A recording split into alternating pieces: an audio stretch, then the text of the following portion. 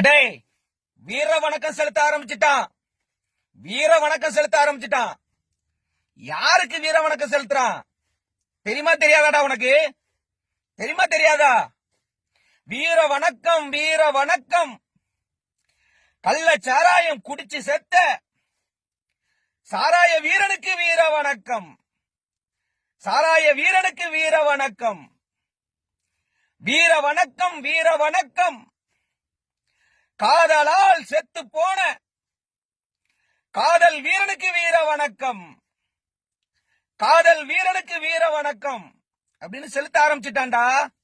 இந்த கேடுகட்ட அரசியல்வாதிகள் செலுத்த ஆரம்பிச்சுட்டான். பாத்துக்கிட்டு தானே இருக்க?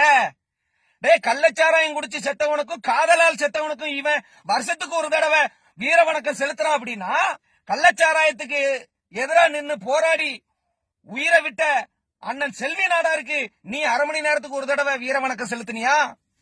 இந்த நாட்டுக்காக சுதந்திரத்திற்கு போராடி தூக்கு கயிறை முத்தமிட்டு செத்த கொங்கு குணால நாடாருக்கு நீ அரை மணி நேரத்துக்கு ஒரு தடவை வீர வணக்கம் செலுத்தணுமே, செலுத்தினியா என்னைக்காவது?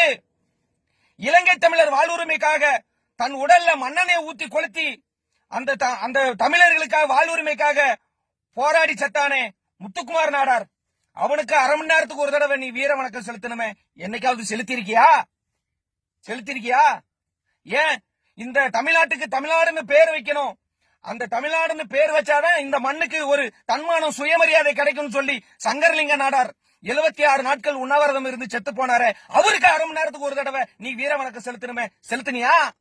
நீ இந்த மாதிரி இந்த மண்ணுக்காக உயிரே விட்ட தலைவர்களுக்கு வீர வணக்கம் செலுத்தாதின் விளைவுதான் இந்த கேடுகட்ட கள்ளச்சாராயம் குடிச்சு செத்தவனுக்கும் காதலால செத்தவனுக்கும் வீர வணக்கம் செலுத்த ஆரம்பிச்சுட்டான்டா. வீர வணக்கம் செலுத்த ஆரம்பிச்சுட்டான்.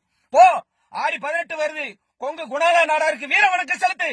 கிளம்பி போ, கிளம்பி போ. கொங்கு மண்ணுல விதைக்கப்பட்ட அந்த வீரனுக்கு வீர வணக்கம் செலுத்த போடா. விழிப்புணர்வு அட, எழுச்சியோடு புறப்படு.